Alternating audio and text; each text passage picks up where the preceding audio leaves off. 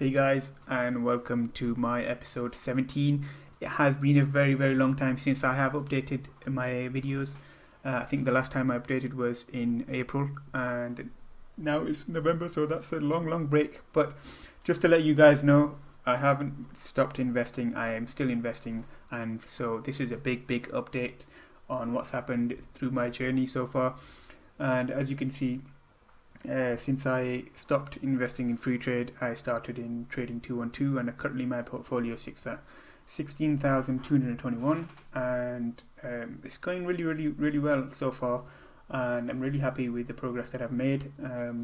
Obviously, change of strategy, a lot of things that I used to do, I've kind of grown and learned from, and so let's go back and have a look at through the total, basically my portfolio at the moment. So let's have a look.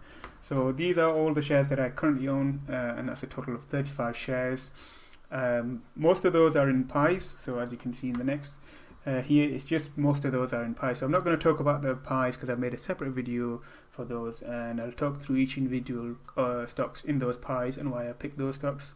So let's pick on the ones that are not in the pies, and so we are narrowed it down to these 13 odd.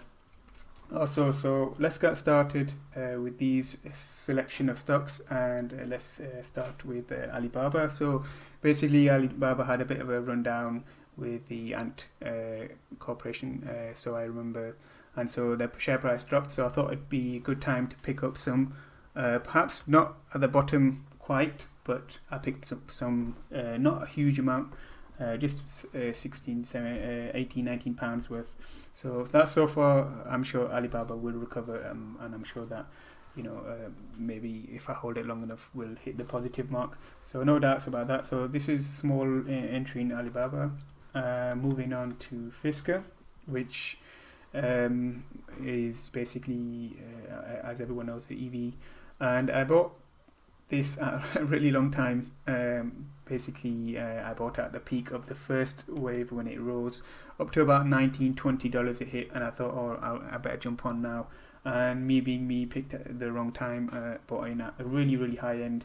Still not seen any positive for the last three months, I think. So two months, but it's a long hold, and I've decided just to keep it as long as I feel like, because it's a really long term EV stock. Moving on to Hillian. And basically Hillian, as everyone knows, did a big run up. I did buy initially half my entrance at 20 odd, so I was a profit up until it hit 50, and then I decided just before the merger that it would be a really good point to enter again. So I bought another £500, so a total value of about £1,000 in Hillian. So the actual working out for the investments is actually wrong. I would be breaking even about 28, so it's not actually 39. I don't know why. For some reason, trading 212 does some weird things sometimes with the calculations, and so this should be breaking even at 28. So not too worried about this. It's super long term. Electric trucks aren't going anywhere, so another long hold. And moving on to KCSE, which is blink charging, another long hold, another entry at a really bad time, but as they say, time in the market over timing the market. So just moving on again with Lemonade, and I really do love the concept of Lemonade insurances, basically without any call centers. It's a great idea, but does it have a moat? It's one thing that's really bothering me. That's why I haven't got a huge position in this. Kind of riding the wave, and then obviously when one of the bigger insurance companies kind of takes up Lemonade's idea and implements it on a bigger scale, I'm sure that this won't happen anytime soon. So it will have a slightly larger market, taking the market before that kind of happens. And so it's not super long term for me. I feel like it won't be as long. But just riding the wave at the moment, put a small amount in, and I am doing fairly well on it.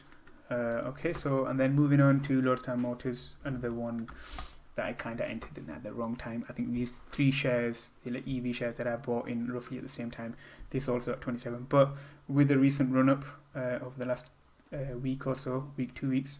It's done really well, and I'm nearly breaking even. So I'm looking forward to this breaking even, and obviously another long hold. EV stocks are not going anywhere. So and then Palantir, which is really new to the market. I feel it's really interesting run up, and obviously with Warren Buffett invested in this share, I feel like it's gonna go high, it's gonna go big. I don't really quite understand how the company works or how it generates the income. It's a really complicated company, but if Warren Buffett backs it, then I can't really complain. So I have 100, 150, 200 pound in this. I'm just kind of riding the wave, see where it takes me.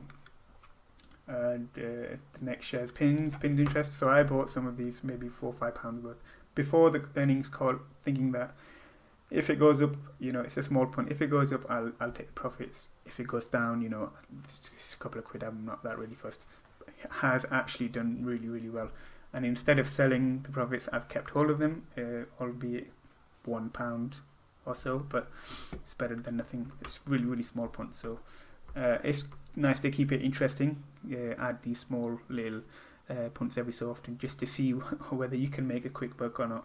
So that's pins for you, pin interest. And Switchback Energy has done immensely well. This is one that I timed, and I got in really early at $13 a share, and I've just kind of watched it go up.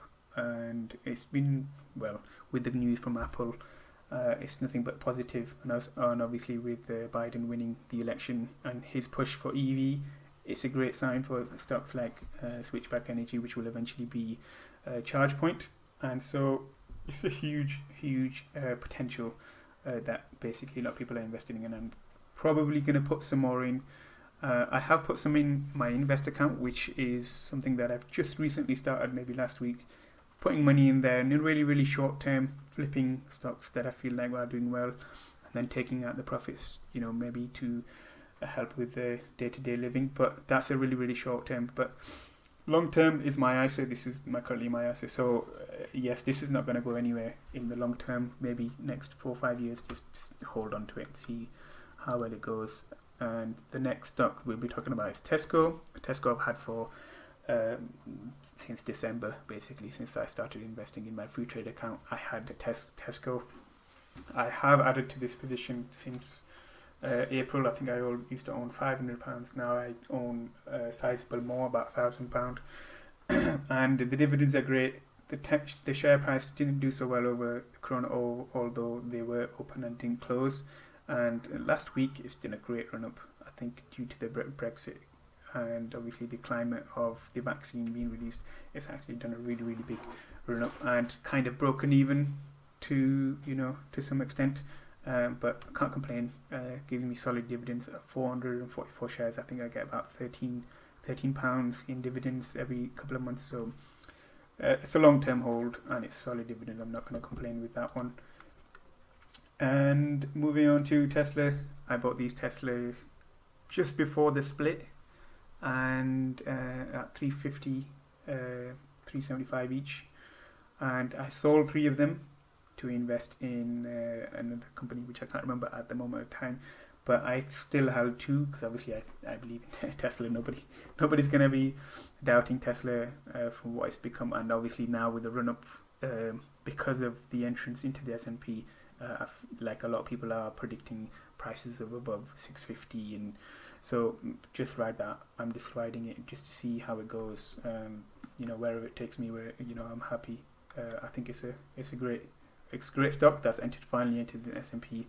Perhaps I think a couple of months ago it was deemed to be too volatile, and now obviously with this shares splitting, it's kind of like cooled down on the volatility, and then S&P have finally gone, okay, you're not as volatile as you were before, and like you're more stable as a company. So they've accepted them into the S&P, which is really positive news. And the next stock is TRNE, Trine, which is an XPAC acquisition company for desktop metals. And this is a large amount of my portfolio actually gone into this, because I thoroughly believe in what it stands for and what it's going to be doing in the future. And the amount of backers that it has is absolutely amazing. And I feel like it's not just an American or a single country stock. It's going to be a worldwide stock, and that in itself is huge. And not only does it just sell those 3D printers, those metal 3D printers, it actually has a running cost. So they will always be generating some sort of income from maintaining those or selling the materials required to run those 3D printers. So it's just a really fantastic business idea that's going to do really well in the future. Although I don't see a huge run up just like the EV stocks. I feel like it's going to take a little bit longer because of the way the company is more of a slow build, and obviously the way the company has to scale up before it becomes into the large, equal to the larger company. So it's going to be a slow grind, and eventually once they scale up, it'll be, you'll see the profits. But I really do believe in this company, and we will see how it goes so far. It did, however, once I bought it, go down from 11 to 10, and it kind of didn't do anything. But over the last week, it's done really well, gone back up over 11. And so fingers crossed, it's making some moves. I think the news is that on the 8th of December, there will be the merger date, or for the vote, basically. And so fingers crossed, everything will be going smoothly for that. And then, we can finally own shares in Desktop Metal. Right, and last but not least, ESPO, which is the ETF that tracks video games and basically anything to do with video games. Just something that I really enjoy. I really enjoy video games, and I feel like it's something that I can get behind. So I didn't put a lot in, a couple of pounds. I think it's £7, £8, £9 minor, but I really do like the idea of this, and it's one of the reasons why I have keywords in my pies. Obviously that will be discussed in the pies video, so if you can I'll put a link now that if you want to have a look at all the rest of the stocks that I'll be discussing in the pie video, click on that now. But that will be end of this video. Thank you for watching, and hopefully if you really did enjoy my insight into some of the stocks and why I own them, please like, comment and subscribe on anything that you liked, and hopefully with this update I'll be regularly updating my portfolio every week. So thank you again, and I'll speak to you next time.